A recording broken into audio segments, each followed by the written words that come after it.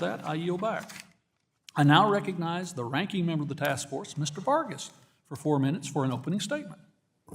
Thank you very much, Mr. Chairman. And I also want to thank all of the witnesses that are here with us today. Thank you very much for being here.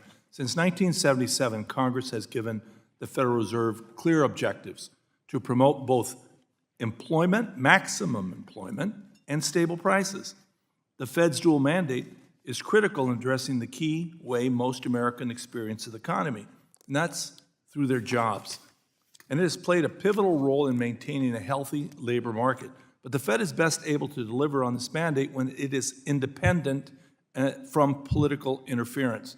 There have been attempts by presidents to shape the Fed's monetary policy in the past, but nothing compares to President Trump's ongoing campaign to take control of the Fed. First, he lashed out at Chairman Powell on social media saying, quote, termination cannot come fast enough, end of quote.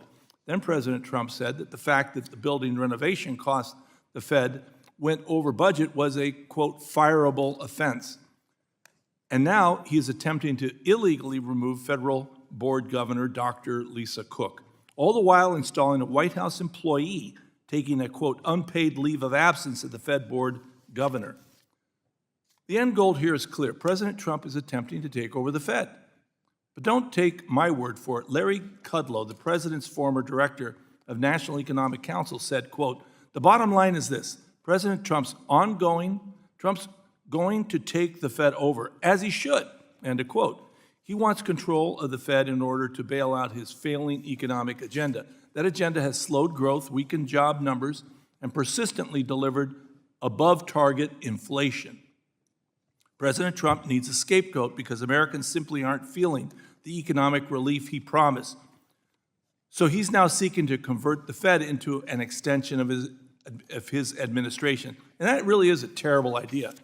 There's good reason why there has been a long-standing bipartisan consensus that a president should not be able to dictate monetary policy.